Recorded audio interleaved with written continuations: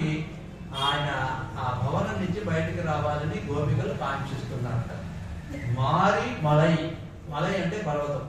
వర్షాకాలము ఆ పర్వత గుహలో మలై మొయింజిల్ ఆ గుహలో ఏం చేస్తుందిరా, ఏ మాత్రము కదలిక లేక మన్ని కిరంద ఉరంగం, కదలిక లేకుండా హాయిగా నిద్రపోతుంది సింహం. సీరియ సింగం అంటే సింహం ఎటువంటిది? సీరియ సింగం, శౌర్యము కలిగినటువంటి ఒక సింహం. సీరియ సింగం అక్కడ స్త్రీతో కలిగిన సింహం అంటారు. అంటే లక్ష్మీ అమ్మవారు ఉన్నటువంటి సింహం, లక్ష్మీ నృసింహస్వామి, లక్ష్మీ నారాయణులు. అట్లాగా సీరియ సింగం అరివిత్తు. అరివిత్తు అంటే తెలివి తెచ్చుకొని, ఏదో భయానికో లేకపోతే ఇంకో జంతువు ఏదో వచ్చి భయపడుతుంది కాదు, తనంత తానుగా తెలివి తెచ్చుకొని సీరియ సింగం అరివిత్తు తీవి ఎత్తు. లేవంగానే ఏం చేస్తుందంటే చాలా తీవ్రంగా చూస్తుంది. దాన్ని బంధిస్తారు. మధ్యలో మన అర్థంలోకి వెళ్ళినప్పుడు చెప్పుకుందామని విశేషార్థంలో. సీరియ సింగం అరివిత్తు తీయవిత్తు వేరు మైల్ అంటే ఆ వెంట్రుకలు నిక్కబడుతుంటాయండి. ఆ నిక్కబడుతున్నప్పుడు ఆ సింహం దగ్గరికి ఒక పరిమాణం వెదజల్లుతుంది. సీరియ సింగం అరివిత్తు వేరు మైల్ పొంగ, ఆ వెంట్రుకలు నిక్కబడుచుకున్నప్పుడు ఎప్పాడం పేరుందని ఆ సువాసన వాసన ఒకటి వెదజల్లుతుంది. అప్పుడు జంతువు ఏం చేస్తుందో లేచిన తర్వాత ఆ క్రియలన్నీ చెప్తున్నారు. చుట్టూ చూస్తుందా, ఎప్పారం పేరుందని అన్ని వైపులా చూసి పేరుందని మూర్ని మిండు ఒళ్ళు విదుల్చుకుంటుంది. ఒక్కసారిగా విదుల్చుకొని మూర్ని మిండు. సాధారణంగా జంతువులు చూడండి, ముందు శరీరాన్ని సాగదీస్తుంది. మూర్ని మిండు ఒళంగి పొరపాటు. అప్పుడు నెమ్మదిగా అది ఏం చేస్తుంది, ఆ భవనంలోంచి బయటకు వస్తుంది. ఒళంగి పొరపాటు. ఊరేగింపు కూడా పొరపాటు అంటారు కదండి. భగవంతుని యొక్క ఊరేగింపు చేస్తారు, దేవుడికి ఉత్సవాలు చేసినప్పుడు. పొరపట్టు పోదరు మా పోలే. ఏ విధంగా పొరపాటు జరుగుతుందో ఆ ఆ సింహం ఏ విధంగా వస్తుందో పొరపట్టు పోదరు మా పోలే, అది ఆ విధంగా మా పోలే. నీ పువ్వై పువ్వన్న ఓ కృష్ణ, పువ్వు అన్న అన్నప్పుడు చెప్పాను కదండి. అతసి పుష్పతంగా ఆ స్వరూపంలో ఉండేటువంటి స్వామి నీ పువ్వన్న ఉన్ కోయిల్, నీ యొక్క ఆ భవనాన్ని నుంచి, కోయిల్ అంటే దేవాలయము, కోయిల్ అంటే ఆ శ్రీకృష్ణుడి యొక్క భవనం నుంచి ఏం చేయాలరా, నిన్ను ఇంగనే పోందరు, నువ్వు బయటికి వచ్చి ఇంగనే పోందర్లి. కోప్పుడియ సీరియస్ మనోహరమైనటువంటి సీరియస్ సింహాసనం తెరుందు. ఇక్కడ సింహాసనం అంటే సింహాసనం, అక్కడ సింహం అంటేనేమో సింహము, ఇక్కడ సింహాసనం అంటే ఆ సింహాసనం మీద కూర్చొని. సీరియస్ సింహం అంటే ఇక్కడ శ్రీతోటి కాదు, చాలా మనోహరమైనటువంటి శ్రేష్టమైనటువంటి భగవంతుడి సింహాసనం కంటే ఇంత గొప్ప సింహాసనం ఏదైనా ఉంటుందా అండి? అటువంటి సింహాసనం మీద కూర్చొని యామంద కార్యం, అమ్మ మీరు ఎందుకు వచ్చారు అని అప్పుడు అడగాలి. యామంద కార్యం ఆరాయణ, మేము వచ్చిన కార్యమును పరిశీలించి అరుల్ కృప చేయ స్వామి, మేము ఎందుకు వచ్చామో బయటకు వచ్చిన తర్వాత అడగాలి అని చెప్పి ఈనాటి భాషల్లో ఆ శ్రీకృష్ణ భగవాను ఈ గోపికలందరూ కోరుతున్నారు. అది సింహాసన పాట. ఈ భాషలలో ఏమిటంటే విశేషం, అక్కడ మన భగవంతుడు నేర్చేటప్పుడు కింగిని వాయించేదో తామరై పువ్వులే అన్నారు. ఆయన నేత్రాలు ఎట్లా ఉండాలని, తామర పువ్వు ఏ విధంగా ఉందో అంత సున్నితంగా సౌందర్యంగా ఉండాలి, అంత అందంగా ఉండాలి. మరి ఇక్కడ సింహంతో పోల్చారు కదండి. అంటే భగవంతుడు సృష్టి కార్యము చేసేటప్పుడు అక్కడ సీరియస్ సింగం కాదు, ఆ వేద గుహలో ఉండాలి. గుహ ఏది అంటే ఆ భగవంతుడు వేదం గుహలో ఉన్నాడు అని చెప్పి మనకి చెప్తారు. ఆ వేద గుహలో ఉండేటువంటి ఆ పరమాత్ముని వేదాల్లో మనకి నీలాతుంగ స్తనగిరితడి సుప్తం ఉద్భోజ్యకృష్టం పారాజ్యం అంటే వేద గుహలో శయనించి ఉన్నటువంటి ఆ స్వామిని మన గోదామ్మవారు నిద్ర నుంచి మేల్కొల్పారు. ఇప్పుడు ఆ ఫలితం ఇప్పుడు వస్తుందండి. భగవద్ అనుభవాన్ని పొందుతున్నారు. మనకు గత 2 సంవత్సరాల నుంచి భగవద్ అనుభవాన్నే పొందుతూ ఉన్నారు. ఆ భగవద్ అనుభవాన్ని ఏ విధంగా పొందుతున్నారు అంటే ఆ విధంగా అమ్మవారు లేపి మనల్ని అందరినీ అనుగ్రహించడం కోసం నిద్ర నుంచి మేల్కొల్పుతున్నారు. నిన్న చెప్పుకున్నాం కదండి. మనం ఏదో అభిమాన భంగమైపోయి మనం ఏదో పూర్వం భగవంతుడి దగ్గర ఉండేవాళ్ళం కర్మవశాన దూరం అయిపోయాం. మళ్ళీ ఆ భగవంతుడికి చేరేటువంటి ప్రక్రియ అంతా మనకి తిరుప్పాయిలో అమ్మవారు అనుగ్రహించారని చెప్పి మనకి పెద్దలు అనుగ్రహించారు. దానిలో ఈరోజు భగవంతుడి యొక్క కటాక్షం, ఆ కృపా కటాక్షము మన మీద ప్రసరించాలి అంటే గోపికల మీద ప్రసరించాలని చెప్పి గోపికల వాంఛితాన్ని చెబుతున్నారట. ఇప్పుడు నరక సౌందర్యాన్ని చూడాలనుకున్నారు. నిన్న కన్నులు ఏ విధంగా తెరుచుకోవాలి చెప్పారు. ఇప్పుడు ఆ సింహం కూడా కన్నులు ఎట్లా తెరచాలంటే ఒకసారే తెరిస్తే లక్ష్మీ అమ్మవారు కూడా తట్టుకోలేరు. బ్రహ్మాది దేవతలు కూడా ఆ ప్రథమ చూపులకి దూరంగా ఉంటారు. ఆ విధంగా ఉంటుంది ఆ భగవంతుని యొక్క దృష్టి. కాబట్టి ఆ ప్రథమంగా ఉండేటువంటి ఆ చూపుకి దూరంగా ఉండి ఆ విధంగా ఇతరునికి శౌర్యం ఉండాలి కదండి. ఆ శౌర్యం కూడా మనకి ఇందులో చెప్తున్నారు. మరి ఇక తత్వ విషయంలో చూసినట్టయితే భగవతత్వాన్ని మనము సాధారణంగా ఏదైనా ఉత్సవాలు వచ్చినప్పుడు భగవంతుడిని బయటికి వేయించేపు చేస్తారు. వేయించేపు చేయడం అంటే బయటకి తీసుకొస్తారు. మన వైకుంఠ ఏకాదశి పర్వదినం స్వామి ఇక్కడికి వచ్చారు. ఆ స్వామిని మనం బయట ఉండి సేవించుకుంటాం. కొన్ని దేవాలయాల్లో అవకాశం ఉంటే పల్లకీలో ఊరేగింపు చేస్తారు. ఇది భక్తులకి ఆనందకరమైనది. దేవుడిని నిత్యము ఆలయంలో సేవించుకోవడం అది మనోహరమే.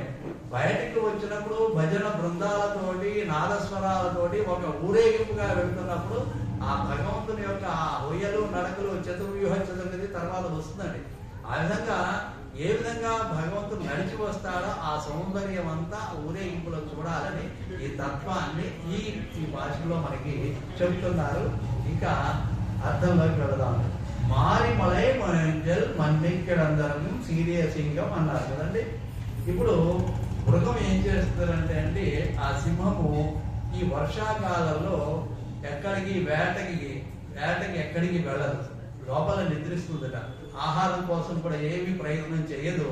ఈ వర్షాకాలంలో మృగయా విహారం మానివేసి ఆ సింహము ఆడు సింహముతోటి కలిసి ఉంటుందట. లక్ష్మీనారాయణ తత్వం అన్నారు. సీరియ సింహం స్త్రీతోటి కలిగి ఉన్నటువంటి సింహాన్ని చూశారు. అంటే అక్కడ సింహం ఒకటిగానే కనపడుతోంది. తత్వం చూసినట్టయితే రెండు ఆడు సింహంతోటి కలిసి ఉన్నది అని చెప్పి మనకి పెద్దలు అనుగ్రహించారు.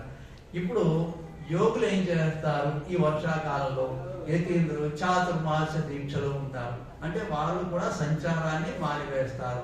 మరి కవులు ఏం చేస్తారు, కవులు ఆ మేఘాలను చూసిన తర్వాత వాళ్ళ కవిత హృదయం పొంగి వాళ్ళు కవిత్వాలు రాస్తారు. మరి రాజులు ఏం చేస్తారు, రాజులు వర్షాకాలం కదని యుద్ధ ప్రయత్నాలన్నీ మాని వాళ్ళ కవితా గోష్ఠుల్లోనూ వాళ్ళ వినోదాలతో వాళ్ళు ఉంటారు. ఈ విధంగా ఈ సింహం కూడా ఏం చేస్తుంది అంటే హాయిగా నిద్రిస్తూ ఉన్నది.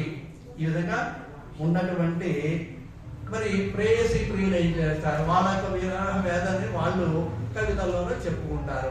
ఇక్కడ మనకి ఉదాహరణ ఒకటి చెప్పారండి.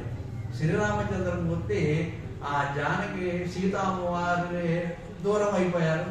సరే కిష్కింధాకాండలో మనకి సుగ్రీవుడు పరిచయం అవుతుంది కండి. సుగ్రీవుడితో స్నేహం చేస్తారు. సుగ్రీవుడు వాగ్దానం చేస్తాడు, సీతామ్మవారిని వెతికి ఇచ్చే బాధ్యత అంటాడు. సరే రాముడు శ్రీరామచంద్రమూర్తి సహకరించి వాళ్ళని సంహరిస్తాడు. అయిపోయిన తర్వాత సుగ్రీవుడు ఏం చేస్తాడంటే ఆయనకి రాజ్యం వచ్చింది, భార్య వచ్చిందని ఆయన ఆనందంగా ఉంటాడు. ఇప్పుడు రామచంద్రమూర్తి ఎక్కడ ఉన్నారు అంటే ఆయన పాపం ఈ లక్ష్మణ స్వామి తోటి ఉన్నాడు ఈయన. సరే ఆ ఉన్నటువంటి లక్ష్మణ స్వామి తోటి ఉన్నటువంటి ఆ రామచంద్ర స్వామి సీతామ్మవారిని తలుచుకొని చాలా చింతిస్తున్నాడట. సుగ్రీవుడు తర్వాత లక్ష్మణ స్వామిని పంపించడం, అక్కడ తార రావడం మనకి రామాయణంలో వస్తుంది. నువ్వు మర్చిపోయావేమో అని లక్ష్మణ స్వామి వెళ్ళారన్నట. ఆ వాలిని పంపించినటువంటి ద్వారం ఇంకా తెరుచుకొనే ఉంది, జాగ్రత్తగా ఉందని చెప్పి వచ్చాడు సుగ్రీవుడికి. అప్పుడు సుగ్రీవుడు మళ్ళీ ప్రయత్నం చేసి వానర సైన్యాన్ని పంపించి సీతామ్మవారి గాడను వెతుక్కోవడం తర్వాత. ఆ విధంగా ఆ సీతామ్మవారిని తలుచుకుంటూ మాల్యవత్ పర్వతం గుహలో లక్ష్మణుడితోటి ఉన్నాడు స్వామి. అంటే సీతామ్మవారిని ఈ వర్షాకాలం అప్పుడు ఆ సుగ్రీవుడు ఏం చెప్పాడంటే ఈ వర్షాకాలం అయిన తర్వాత సీతా అమ్మవారిని వెతకడానికి ఆయన వాగ్దానం చేస్తాడు. ఈ విధంగా సృష్టి కాలంలో, స్థితి కాలంలో, ప్రళయ కాలంలో ఏం చేస్తాడంటే వటపత్రశాయి ఈ జీవులందరినీ తన పొట్టలో పెట్టుకొని చిన్న బొద్దులో పెట్టుకున్నారు. ప్రళయకాలం, ఈ వర్షం వచ్చిందంటే ప్రళయం. అప్పుడు ఏం చేస్తాడు, జీవులందరినీ తనలో పెట్టుకుంటాడు స్వామి. అది వటపత్రశాయి అని మనం చెప్తాం కదా. ఆ విధంగా ఆ స్వామి భగవంతుడు ఏం చేస్తాడు, మళ్ళీ సృష్టి కార్యాన్ని ప్రారంభించడానికి ఈ పరమాత్మ వేద గుహల్లో ఉంటాడు. ఆ వేద గుహల్లో ఉండేటువంటి ఆ స్వామిని మారిమలై మణికిల్ మన్నికరంధ్రం సీరియ సింహం అరివిత్తు తీవియత్తు. ఈ సింహము ఎట్లా ఉంటుందంటే, ఈ వేదములు భరద్వాజ మహర్షి ఒక 3 జీవన కాలాలు అడిగాట. 300 సంవత్సరాలు వేదాలన్నీ అధ్యయనం చేద్దామనుకొని ఒక 100 సంవత్సరాలు అయిపోయింది. ఆయనకి ఏం అంతుపట్టలేదు. ఇంకొక 100 సంవత్సరాలు, అట్లా 300 సంవత్సరాలు అయినప్పటికీ కూడా వేదాల్లోకి ఆయనకి ఏమీ అవగాహన కాలేదు. కాబట్టి ఆ వేద గుహ అంటే ఆ వేదాల్లో ఉండేటువంటి పరమాత్మను తెలుసుకోవడం అనేది సాధ్యము కాని ఆ ప్రదేశంలో స్వామి ఉన్నాడు. కాబట్టి అక్కడ సీరియ సింహం అన్నారండి. ఈ సింహము సీరియ సింహం అంటే నిద్రిస్తున్నప్పటికీ కూడా శౌర్యం పోతుందండి. సాధారణంగా మనం నిద్రిస్తున్నాం అనుకోండి, మనకి ఒళ్ళు తెలియదు. పక్క వాళ్ళు ఎవరో దొంగలు దోచుకెళ్ళిపోయినా మనకి తెలియదు. శ్రీరామచంద్రమూర్తి యొక్క సంఘటన చెప్తారట. సీతమ్మ వారి ఒడిలో పాప స్వామి నిద్రిస్తున్నాట. కాకాసుర వృత్తాంతాన్ని మళ్ళీ చెప్తున్నారు. నిద్రిస్తున్నాట. ఆయన శౌర్యాన్ని చూసి అమ్మవారు ఇట్లా చెప్తున్నారు, సమయా బోధిత శ్రీమాన్ సుఖసుప్త పరంతప. ఈయన నిద్రిస్తున్నప్పటికీ కూడా శత్రువులను తప్పింపజేశాడు. శత్రువులకి భయంకరంగానే ఉండేట్టుగా ఆ స్వామి నిద్రిస్తాడట. అటువంటి శౌర్యము కలిగిన వారు శ్రీరామచంద్రమూర్తి. అప్పుడు కాకాసుడు రావటము, ఆ జానకి అమ్మవారిని వక్షస్థలం మీద పొడవటము, ఆమె రక్తం స్రవించడము, రామచంద్రమూర్తి లేచి బ్రహ్మాస్త్రాన్ని వేయడం, మళ్ళీ ఎక్కడా దిక్కు లేక మళ్ళీ ఆ విధంగా రావడం. అట్లాగా నిద్రిస్తున్నప్పటికీ శౌర్యము ఎక్కడికి పోదు. అటువంటి స్వామి కావాలి, అటువంటి స్వామి నిద్ర నుంచి మేల్కొనాలి అని చెప్పి ఈనాటి సీరియ సింహం అని చెప్పి శ్రీతోటి ఉన్నటువంటి సింహము, శౌర్యము కలిగిన సింహము. సీరియ సింహాసనతో అంటున్నాను. సీరియ సింహాన్ని అరివిత్తు తీవిత్తు వేర్మయత్వంకు ఎప్పాడం పేరు. ఇప్పుడు ఏం చేయాలి, తెలివి తెచ్చుకోవాలి. ఆ సింహం ఏం చేయాలంటే తెలివి తెచ్చుకోవాలి. తెలివి తనంత తానే తెచ్చుకుంటుంది, అంతేగాని ఇతర జంతువులకి భయపడో ఏదో కాదు. ఇప్పుడు ఇక్కడ కన్నులు మెల్లగా తెరవాలండి. ఏదో తొందరపడి అట్లా తెరిస్తే ఆ చూపులకి భయపడిపోతారు. కాబట్టి మెల్లగా తెరవాలి. అమ్మవారు ఆజ్ఞాపిస్తున్నారు భగవంతుడు. రేపటి భాషలో చెప్తారు, ఇప్పటిదాకా భక్తి ఉన్నది, స్వామి మీద ప్రేమ పెరుగుతుంది. మనకు కూడా అంతే కదా. దానికి ఉదాహరణ చెప్తారు. పిల్లల మీద ముందుగా ఏమంటారు, పిల్లలు ఇంత ఉన్నారు పని చేయవచ్చు కదా అంటారు. వీళ్ళకి వృద్ధాప్యం వస్తుంది, వాడికి వయసు తర్వాత వాడి ప్రేమ ఏదో ఆఫీస్ నుంచి వచ్చాడు బాబు మంచినీళ్ళు ఈయన అన్నీ తెచ్చుకోగలరు. చిన్నప్పుడేమో పని చెప్తారు, కొంచెం పెద్ద అయిన తర్వాత వీళ్ళలో ప్రేమ పెరిగిపోతుంది. ప్రేమ పెరిగిపోయి ఆ పని చెప్పేదంతా ప్రేమగా మారుతుంది. ఇప్పుడు భగవంతుని మీద ప్రేమ పెరుగుతోందండి వీళ్ళకి, గోపికలకి. కాబట్టి ఏమంటారు, తెలివి తెచ్చుకొని ఎంతకాలము కన్నులు మూసుకొని ఉన్నావు కదా, ఇప్పుడు నిప్పులు గట్టుతో ఆ కళ్ళు తెలుస్తుంది. అరివిత్తు తీవియత్తు అంటే తీక్షణంగా చూస్తుంది. ఆ నిప్పులు కప్పేటప్పుడు ఎవరు లక్ష్మీ అమ్మవారు కానీ బ్రహ్మాది దేవతలు కానీ ఎవరు దగ్గర ప్రథమమైనటువంటి ఆ దృక్కులు చూడటానికి ముందుకు సాహసించారట. నెమ్మదిగా పక్కికి జరుగుతారు. తర్వాత అక్కడ వర్ణిస్తారు. తర్వాత వేరు మైర్ పొంగు, ఆ వెంట్రుకలు నిగర్చుకున్నప్పుడు అవి ఒక సువాసనను వెదజల్లుతాయట. అంటే శరీరంలో ఉండేటువంటి పరిమళాలంతా మాకు రావాలని చెప్పి అక్కడేమో ఇంగిని వాయిచ్చేదా తామరై పూపలే అన్నారు. ఇక్కడేమో తీక్షణమైన చూపులతోటి నిద్ర నుంచి మేల్కొనపాలి అని చెప్పి అంటూ ఉన్నారు. ఇప్పుడు ఈ ప్రబోధము కాలము సౌందర్యాన్ని కోరుకుంటారండి. అందరి గోపికలందరినీ ఉదయమే నిద్ర నుంచి మేల్కొలుపుతో నీ పెరట్లో బావిలో కలువలు ముడుచుకున్నాయి, తామరలు వికసిస్తున్నాయని చెప్పి ప్రకృతి సౌందర్యాన్నే ఈ గోపికలు చెప్పారు కదండి. ఇందులో కూడా ఆ ప్రకృతిలో ఉండేటువంటి కుషోదయ కాలంలో ఉండేటువంటి సౌందర్యాన్నే, ఈ ప్రబోధ కాలంలో ఉండేటువంటి సౌందర్యాన్ని గోపికలు కాంక్షిస్తూ అరివిత్తు తీవిత్తు వేరు మేర్కొండు ఎప్పాడం పేరుందని. ఎప్పాడం పేరుందంటే అన్ని వైపులా చూసుకోవాలి, అన్ని వైపులా చూస్తుంది. ఎప్పాడం పేరుందని మూడు నిమిషులు అంటే ఒళ్ళు విరుచుకోవడం. స్వామి కూడాను నిద్రిస్తున్నాడు అనుకోండి, ఆ శైలించే ఉన్నటువంటి స్వామి ఆ మంచం మీద అటు ఇటు ఒకసారి దొర్లుతాడట. సాధారణంగా అందరూ చేసే పని బద్ధకం ఉంటుంది కానీ బద్ధకానికి అటు ఇటు దొరుకుతారు. ఆ విధంగా అటు ఇటు దొర్లి ఏం చేయాలన్న, ముందుకు శరీరాన్ని ముందుకు సాగదీయాలి. దీనిలో చాలా లోతుగా అర్థం ఇచ్చారు. మనం పైన అర్థం చెప్పుకున్నాం, వేదాలకు అన్వయించుకుంటే ఇచ్చారు. అన్ని వైపులా కదిలి శరీరంలో నుంచి అటు మూర్ని నిండు ముళంగి పురపట్టు. ముళంగి పురపట్టు అంటే ఇప్పుడు చెప్పుకున్నాం కదండి. ముళంగి అంటే గర్జించడం అంటే ఏమిటి అంటే, ఈ బ్రహ్మని సృష్టించే ముందు ఆయన ఒక గర్జన చేశారు స్వామి. గర్జించి ఈ వేదాలన్నీ ఆయనకి ఇచ్చారు. వేదాలన్నీ ఇచ్చి సృష్టిని చేయమని చెప్పి బ్రహ్మకు అప్పగించారు. ప్రళయకాలం అయిపోయింది. ప్రళయకాలం ఆ సమయంలోనేమో జీవులందరినీ తన పక్కలో పెట్టుకున్నాడు, రక్షించాడు. మరలా సృష్టి అంతా చేయాల్సిన బాధ్యత బ్రహ్మకి ఇచ్చారట. నిన్న చెప్పుకున్నాం, బ్రహ్మకి కూడా ఆయనకుంటే అహంకారం ఆయనకుంటుందని. ముందుగా సృష్టించి బ్రహ్మకి సృష్టి కార్యాన్ని ఇచ్చారట. అదే గర్జించడం అని చెప్తున్నారు. యో బ్రహ్మణం విదదాది పూర్వం యో వై వేదాంశ ప్రహిణోతి తస్మై అంటే, ఏ చతుర్ముఖ బ్రహ్మని సృష్టించారో ఆయనకి ఆ వేదాలన్నింటినీ ఇచ్చారు. ఇచ్చేటప్పుడు ఆయన చేసినటువంటి ఆ శబ్దమే గర్జన. మరలా భగవంతుడు ఆ స్వరూపాన్ని, లక్ష్మీనారాయణ స్వరూపాన్ని ఈ గోపికలు ఆశిస్తున్నారు. నీ పువ్వై పువ్వన్న, నీ పువ్వై పువ్వన్న. ఇప్పుడు చెప్పాం కదండి, గానుగ పువ్వు అంటే అతసి పుష్ప సంకాశ, ఆ వర్ణంలో స్వామి ఉండాలి అని చెప్పి ఉన్ కోయిల్ అంటే నీ భవనం ఉంది. ఇక్కడ నీ అనేది ఎందుకు ఉపయోగించారు? మరి అంతకు ముందు భాషలో మనకి ఈయన కదా నందగోప భవనం కోయిల్ కాప్ప అని అన్నారు కదా. ఆ స్వామి శయనించి ఉన్నటువంటి ఆ మందిరమే ఆ శ్రీకృష్ణ భవనము. ఆ శ్రీకృష్ణ భవనం అని చెప్పకుండా నందగోప భవనం అక్కడ చెప్పారు. ఇక్కడ నీ కోయిల్ నిండ్రు ఆ వచ్చి నిలబడి ఇంగనే ఇక్కడికి వచ్చి మోందరుడి ఇక్కడికి వచ్చి నిలబడి మా కోరిక లేదో అడగమన్నారు. మరి లోపల అడగొచ్చు కదండి. అంటే బయటకు వచ్చిన తర్వాత ఆ పెరుమాళ్ మనకి బయట ఉత్సవ విగ్రహాన్ని బయటకు తీసుకొచ్చిన తర్వాత మనం ఆనందిస్తూ చేసేటువంటి కైంకర్యాలు గోష్ఠీ సౌందర్యం అంటారు. ఆ గోష్ఠీ సౌందర్యం అంతా గోపికలు చూడాలని చెప్పి అనుకున్నారు. శయనకాల సౌందర్యం, ఆయన నిద్రిస్తున్నప్పుడు, ఆయన మేల్కొనేటప్పుడు ఈ సౌందర్యాన్నంతా గోపికలు చూడాలి అని అనుకున్నారు.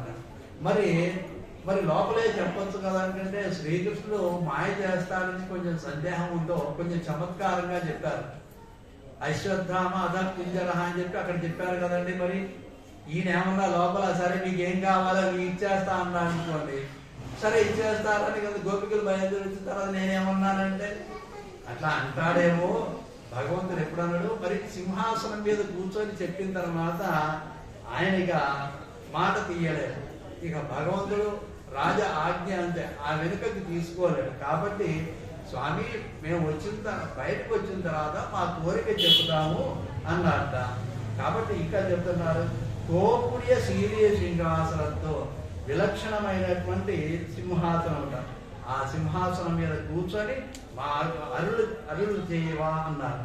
అంటే సింహాసనం మీద కూర్చున్న తర్వాత ఇక ఆయన ఏ విధంగా చెప్తాడు, ఆ రోజు అర్జునుడికి ఏ విధంగా అభయం ఇచ్చాడో ఆ భగవద్గీతలో చెప్పాడు. సర్వధర్మాన్ పరిత్యజ్య మాం ఏకం శరణం వ్రజ అహంతాం సర్వపాపేభ్యో మోక్షయిష్యామి మా శుచః. సర్వధర్మములను విడిచిపెట్టమన్నారు, భగవంతుడికి అర్పించమన్నారు ఆ ఫలాలను. అంటే భక్తి యోగము, జ్ఞాన యోగం, అన్ని యోగాలు, ప్రపత్తి యోగం ఒకటి చేయమన్నారు.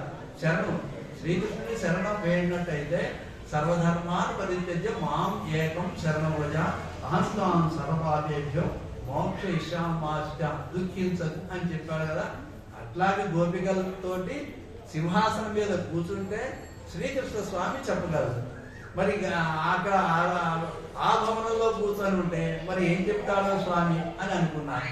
దీనికి శ్రీమద్ రామాయణంలో కూడాను ఆ రామచంద్ర స్వామి చరమ శ్లోకాన్ని కూడా మనకి చెప్తారు పెద్దలు. ఏమిటంటే సకృదేవ ప్రపన్నాయ తవాస్మి యాచతే అభయం సర్వభూతేభ్యో దదామేతత్ వ్రతమ్మ. రామచంద్ర స్వామి ఏమన్నారట, నా వ్రతం ఏమిటి అంటే ఎవరైనా సరే అభయాన్ని కోరినట్టయితే అభయం, అక్కడ ఆయన అభయం ఇస్తామన్నారు. నాశిక దుఃఖించదన్నారు. ఇప్పుడు ఈయనేమో అభయం సర్వభూతేభ్యో తదామేతత్ వ్రతమ్మ, నా వ్రతమే అదే ఉన్నదని చెప్పి రామచంద్ర స్వామి ఏ విధంగా చెప్పారో ఈ శ్రీకృష్ణుడు కూడా అక్కడ చెప్తారని చెప్పి ఆ విధంగా అక్కడ చెప్పలేదట. సింహాసనం మీదకి కూర్చున్న తర్వాత చెప్తాం అని అనుకుంటారట. యామంద కార్యం, మేము ఏ పని మీద వచ్చాము ఆరాయిందో, మా కార్యక్రమం మేము ఎందుకు వచ్చామో అడగమన్నారు. ఎందుకు వచ్చామట అంటే ఇప్పుడే చెప్తే ఎట్లాగా, మళ్ళీ ఇంకొక ఉదాహరణ కూడా ఇచ్చారండి. ఇక్కడ వచ్చిన పని వెంటనే గోపికలు చెప్పలేదు. ఎందుకు చెప్పలేదు అంటే కాదంటాడేమో అని ఇంకొక సందేహం రేపటి మంగళాశాసనం ఉంటుందండి. ఎందుకు కాదంటాడంటే భరతుడు సరే రామచంద్ర స్వామి అరణ్యానికి బయలుదేరి వెళ్ళిపోయాడు. భరతుడు వచ్చాడు. వచ్చిన తర్వాత ఇక్కడ దశరథ మహారాజు ఆయన కాలం చేశారు.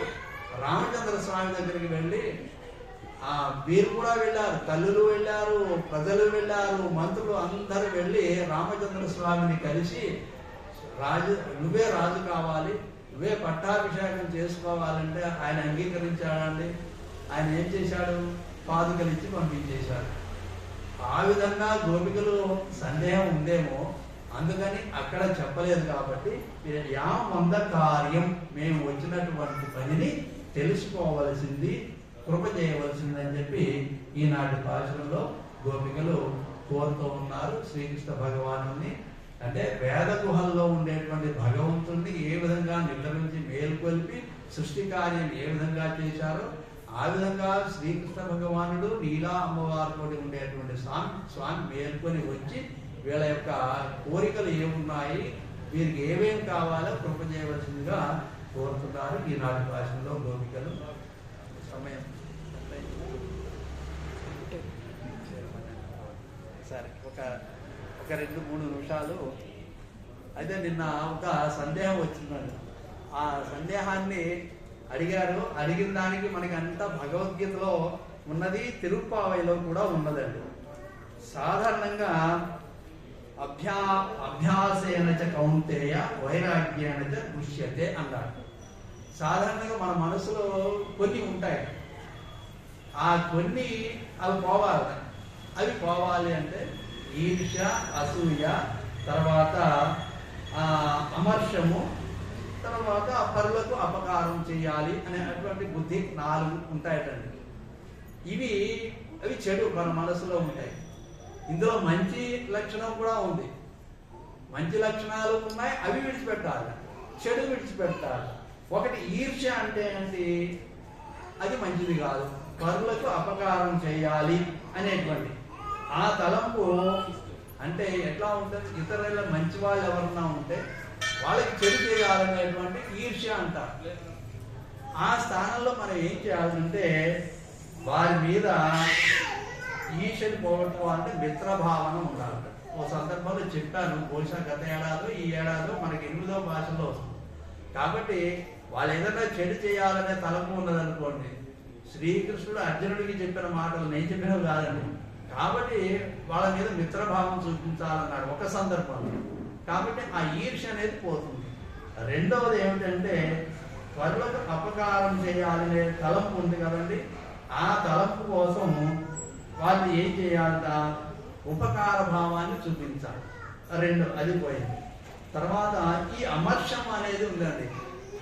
ఈ అమర్షం అంటే మనకి చాలా ఇష్టమైన వాళ్ళని ఎవరన్నా నిందిస్తున్నారనుకోండి, అప్పుడు మనకి బాధ కలుగుతుంది. అయ్యో మన వాళ్ళని వాళ్ళు నిందిస్తున్నారే. ఇప్పుడు మనకు కలిగే ఆవేదన అంతా అదే. మన ధర్మం మీద ఇతర విధర్మీయులు ఎన్నో నిందలు వేస్తున్నారు.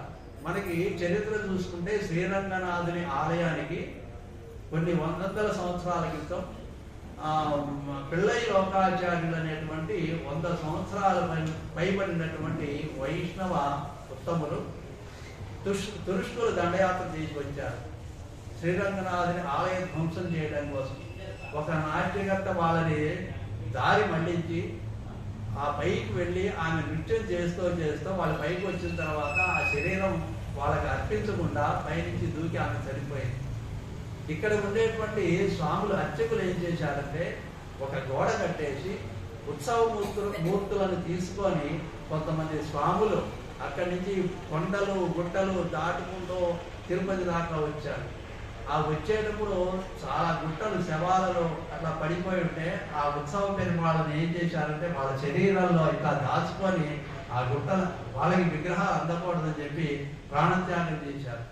అంటే సుమారు అందులో పిళ్ళై లోకాచార్యులు అని చెప్పి 100 సంవత్సరాల పైన వృద్ధులు చివరికి శ్రీరంగం నుంచి వాళ్ళు తిరుపతిలో రంగమంటపం అని ఉన్నారు.